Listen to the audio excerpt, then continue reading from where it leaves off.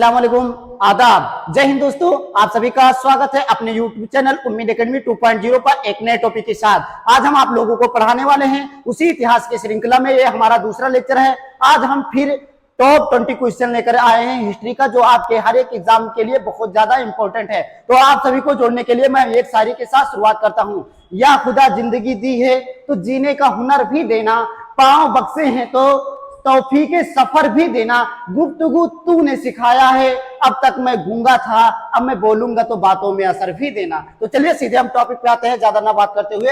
हमारा 51 नंबर उसी श्रृंखला से जुड़ा हुआ 50 हम पढ़ा चुके हैं। ये हमारा 51 नंबर है। 51 नंबर का क्वेश्चन है हमारा कि प्लासी के युद्ध के समय अंग्रेजों का गवर्नर कौन था या गवर्नर जनरल कौन था उस समय। तो उस समय प्लासी के युद्ध के समय जब एक तरफ सिराजुद्दौला और दूसरे तरफ उस समय अंग्रेजों का जो अंग्रेजों का उस समय नेतृत्व कर रहा था अंग्रेजी टीम का, वो था लॉर्ड क्लाइव। तो उस समय हम टिक इसमें मारेंगे, ये वाला हमारा इसका राइट आंसर हो जाएगा लॉर्ड।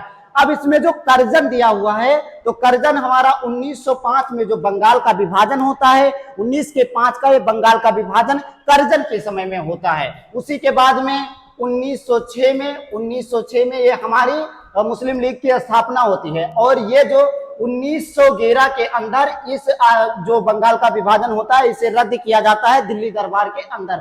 अब जो वो वारेन हेस्टिंग है, ये वारेन हेस्टिंग बंगाल के प्रथम गवर्नर जनरल हैं। कौन है? बंगाल के प्रथम गवर्नर जनरल वारेन हेस्टिंग है। और ये माउंट बेटेन जो है, ये माउंट बेटेन भारत के अंतिम वायसराय होते हैं। इन्हीं के शासनकाल में भारत को स्वतंत्रता मिलती है। उसके बाद में हमारा जो नेक्स्ट वाला क्वेश्चन है, नेक्स्ट वाला है भारत में सहायक संधि का जनक किसे माना जाता है। भारत के अंदर सहायक संधि का जनक किसे माना जाता है। तो इसका जो राइट आंसर होगा ये वाला होगा। सहायक संधि का जनक हम डुप्ले को मानते हैं। डुप्ले ने ही सबसे पहले सहायक संधि पर काम किया था। तो लेकिन इसका जो मुख्य सही जो इसका उत्तर होगा ये होगा हमारा क्या, डुप्ले। और ये लॉर्ड बेलेजली, जो ये लॉर्ड बेलेजली आपका, लॉर्ड बेलेजली ने सहायक संधि की शुरुआत की। ये बहुत से क्वेश्चनों में मिलेगा, लेकिन जो इसका सटीक आंसर होने वाला है एकदम वो डुप्ले ही रहेगा। अब उसके बाद लॉर्ड मैकेंजी जो इसमें दिया हुआ है, लॉर्ड मैकेंजी जो है इन्होंने महलवाड़ी, एक महलवाड़ी व्यवस्था होती है जो कि जमींदारों से संबंधित होती है, जमींदारी कर से संबंधित होती है। तो महलवाड़ी व्यवस्था जो होती है लॉर्ड मैकेंजी ने चालू किया था। हमारा है नेक्स्ट, हमारा आता है 53 नंबर का क्वेश्चन। 53 में कह रहा है कि वंदे मातरम जो भारत की राष्ट्रीय गीत है ये कहां से लिया गया है या किस उपनिषद से लिया गया है। तो ये पहला वाला जो हमारा है मुंडकोप उपनिषद जो है, ये मुंडकोप उपनिषद, ये मुंडकोप उपनिषद से ये वंदे मातरम गीत लिया गया है। उसके बाद ये गीता है, ये ऋग्वेद जो सबसे प्राचीन 4 वेदों में सबसे प्राचीन वेद है वो। और ये जो रामायण तो आप लोग जानते ही होंगे। उसके बाद में आता है जो हमारा वंदे मातरम किसने लिखा या किसने गाया। तो वंदे मातरम जो है ये बंकिम चंद्र चटर्जी ने लिखा है। किसने? बंकिम चंद्र चटर्जी, जो हमारे भारत की राष्ट्रीय गीत है। उसके बाद रविंद्रनाथ टैगोर ने राष्ट्रगान लिखा है, राष्ट्रगान लिखा है, जो इन्हें राष्ट्र कवि की भी दर्जा दी जाती है। उसके बाद लाला हरदयाल एक क्रांतिकारी। मंगल पांडे को तो आप लोग जानते ही हैं कि 1857 की क्रांति के समय ये बहुत ज्यादा फेमस व्यक्ति हैं, 1857 से संबंधित। उसके बाद में आता है 55 नंबर का जो हमारा क्वेश्चन है, बंगाल विभाजन कब हुआ था। कब? इसमें 55 नंबर जो है इसमें पूछ रहा है कि बंगाल का विभाजन कब हुआ था। तो इसका ऑप्शन ये लॉक किया जाए, यानी 1905 में बंगाल का विभाजन होता है। और जो ये 1906 दिया है, 1906 में मुस्लिम लीग की स्थापना होती है। किसकी? मुस्लिम लीग की स्थापना 1906 के अंदर होती है। उसके बाद में 1919 13 अप्रैल 1919 को जलियांवाला बाग हत्याकांड अमृतसर के अंतर्गत होता है। ये जो 1911 दिया हुआ है, 1911 के अंतर्गत ये कोलकाता से राजधानी दिल्ली स्थानांतरित कर दी जाती है 1911 के अंदर। यानी दिल्ली से पहले हमारे जो भारत की राजधानी थी वो कोलकाता हुआ करती थी। अब इसके बाद नेक्स्ट वाला हम देखते हैं कि रैयतवाड़ी जो व्यवस्था है, रैयतवाड़ी व्यवस्था किसने लागू किया था? तो रैयतवाड़ी व्यवस्था जो है ये रीड व मुनरो ने लागू किया था। किसने? रैयतवाड़ी व्यवस्था है वह रीड और मुनरो ने लागू किया था। उसके बाद ये आता है मैकेंजी। कौन? Lord McKenzie. लॉर्ड मैकेंजी ने चालू किया था महलवाड़ी। क्या किया था? महलवाड़ी जो व्यवस्था है वो लॉर्ड मैकेंजी ने किया था। और जो कर्जन है, कर्जन के समय में 1905 में, कर्जन के समय में 1905 में बंगाल का विभाजन होता है। क्या होता है? बंगाल का विभाजन होता है। अब नेक्स्ट वाला हम देखते हैं। जो नेक्स्ट वाला हमारा क्वेश्चन है, ये पूना पैक्ट। जो पूना पैक्ट है, पूना पैक्ट कब हुआ था? यानी ये पूछा जाता है किस तिथि में या किस सन में पूना पैक्ट हुआ था। तो ये जो हमारा 1932 है, 1932 के अंदर पूना पैक्ट होता है। किसके किसके बीच में? तो ये हमारे संविधान के रचयिता डॉक्टर भीमराव अंबेडकर, डॉक्टर भीमराव अंबेडकर व महात्मा गांधी के बीच यरवदा जेल के अंदर गुजरात में होता है। किसके किसके बीच में? भीमराव अंबेडकर जी और महात्मा गांधी के बीच में ये पूना पैक्ट समझौता होता है, जिसमें ये बताया जाता है पहले जो 1919 के अंतर्गत जो पृथककरण चुनाव की व्यवस्था कर दी गई थी उसे समाप्त कर दिया जाता है।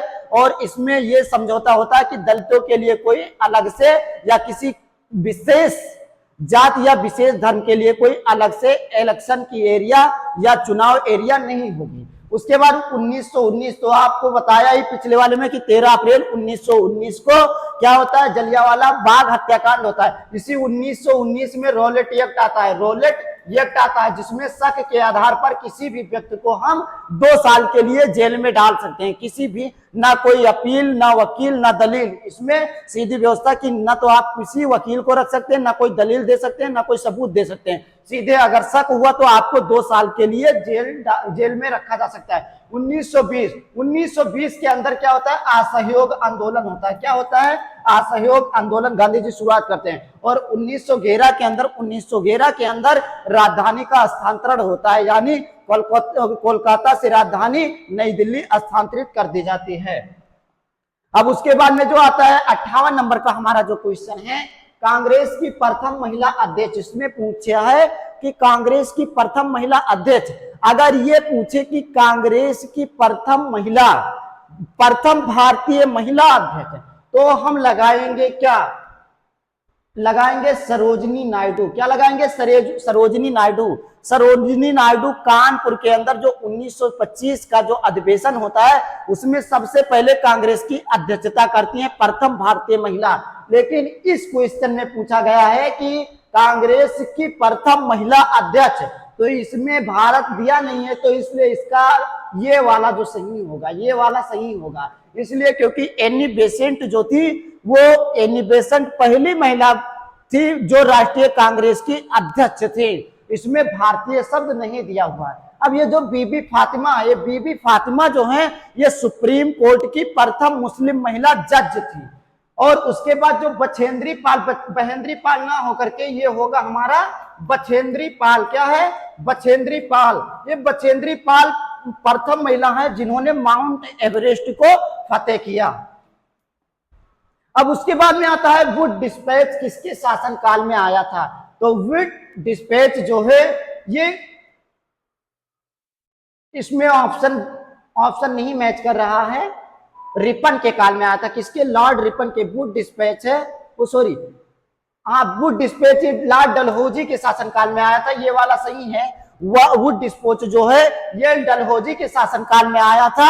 इसी को भारतीय शिक्षा का मैग्ना कार्टा भी कहा जाता है। अब ये कर्जन जो है, कर्जन के समय 1905 में बंगाल का विभाजन होता है। और जो ये कैनिंग है ये भारत के प्रथम गवर्नर, भारत के प्रथम वायसराय हैं। कौन? Lord Canning. इन्हीं की शासनकाल में 1857 की क्रांति होती है। उसके बाद में आते हैं ये पहली बार जनगणना किसके काल में हुआ था? तो भारत के अंदर सबसे पहली बार जनगणना किसके काल में हुआ था? तो लॉर्ड मेयो के शासनकाल में 1972 के अंदर ये पहली बार भारत के अंदर जनगणना होती है। उसके बाद लॉर्ड रिपन के समय में 1981 में ये रेगुलर, मतलब प्रत्येक 10 साल के बाद जनगणना प्रारंभ होती है। प्रत्येक 10 साल के बाद जो नियमित जनगणना है वो लॉर्ड रिपन के शासनकाल में 1981 से चालू होती है।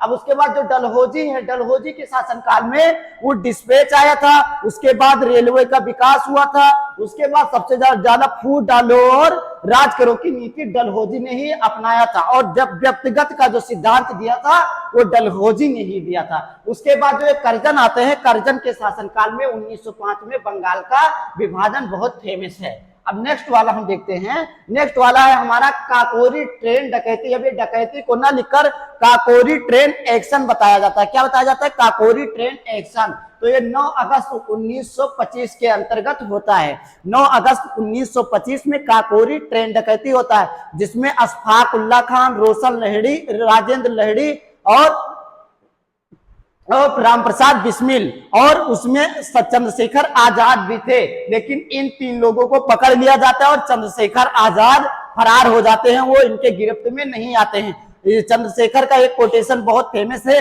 कि मैं आजाद था, आजाद हूं, आजाद ही रहूंगा। उसके बाद 1920 में असहयोग आंदोलन होता है। उसके बाद ये 1915 में यानी 9 जनवरी 1915 को गांधी जी दक्षिण अफ्रीका से भारत के अंदर आते हैं, और जो 1917 दिया हुआ है, 1917 के अंदर रूसी क्रांति होती है। कौन सी क्रांति? रूसी क्रांति 1917 में होती है। अब उसके बाद जो हमारा नेक्स्ट वाला क्वेश्चन आता है, 62 नंबर क्वेश्चन हम देखेंगे।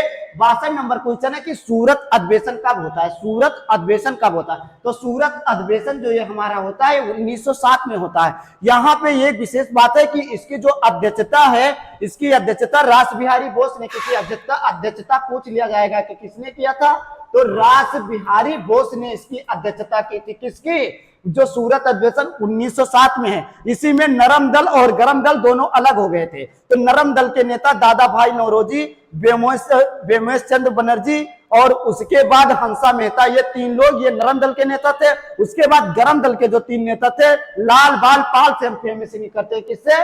लाल बाल पाल, यानी लाला लाजपत राय, बाल से बाल गंगाधर तिलक, पाल से बिपिन चंद्र पाल, ये तीनों मिलकर के मतलब ये गरम दल के नेता माने जाते हैं। और 1909 के अंदर मार्लेमेंटो एक्ट आता है, और उसके बाद 1911 के अंदर ये राजधानी हस्तांतरण होता है, यानी कोलकाता से राजधानी हटा करके दिल्ली में शिफ्ट कर दिया जाता है। उसके बाद जो 1916 है, 1916 के अंतर्गत ये लखनऊ समझौता होता है। लखनऊ के अंदर कांग्रेस का अधिवेशन होता है, जिसकी अध्यक्षता एम.जी. मजूमदार जी करते हैं। कौन? मजूमदार जी करते हैं। यहाँ पर नरम दल और गरम दल दोनों आपस में मिल जाते हैं।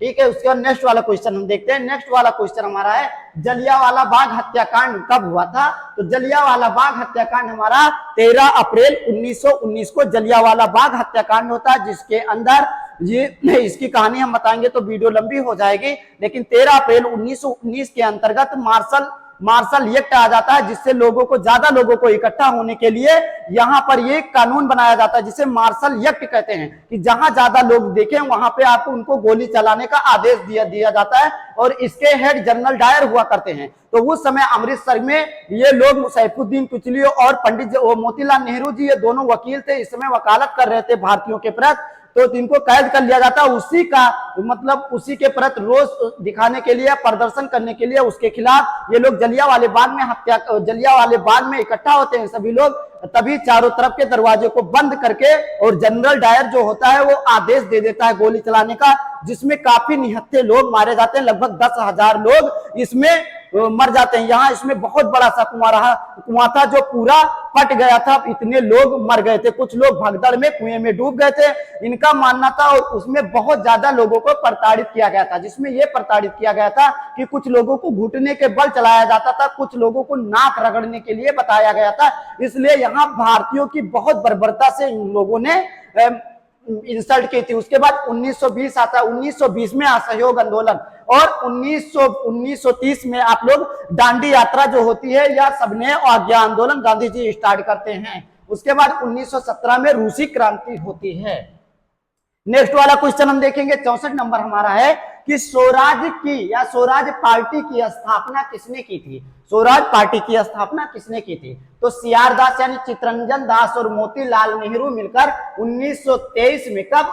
1923। याद रखना, पूछा जाता है एग्जाम में, इंपॉर्टेंट है कि स्वराज पार्टी की स्थापना कब हुई थी? तो मोतीलाल नेहरू ने और चित्तरंजन दास मिलकर के 1930 में इसकी स्थापना करते हैं। पंडित जवाहरलाल नेहरू जो स्वतंत्र भारत के प्रथम प्रधानमंत्री, सुभाष चंद्र बोस जिन्होंने फॉरवर्ड ब्लॉक की स्थापना की, इनका बहुत फेमस कोटेशन है, जय हिंद, तुम मुझे खून दो मैं तुम्हें आजादी दूंगा। उसके बाद गांधी जी ने तो बहुत ढेर सारे आंदोलन किए, वो तो जो राष्ट्रीय पिता है इनको तो आप लोग जानते ही हैं। अब नेक्स्ट वाला हम क्वेश्चन देखेंगे कि जो इल्बर्ट बिल विवाद है ये किससे संबंधित है? इल्बर्ट बिल विवाद जो है ये हमारा संबंधित है लॉर्ड रिपन नहीं होगा, ये हमारा होगा लॉर्ड रिपन। क्या होगा?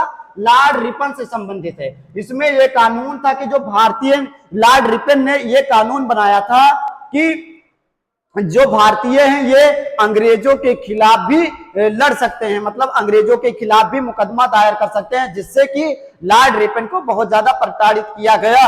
और जो यूरोपीय शासक थे उन्होंने लॉर्ड रिपन पर कार्रवाई की। अब और उसके बाद एक देखते हैं लॉर्ड मिंटो, इनके शासनकाल में माल्य मिंटो एक्ट आता है, और डलहौजी जिन्होंने हड़प की नीति अपनाई थी, या कुशासन लगाकर हड़प की नीति डलहौजी ने ही अपनाई थी।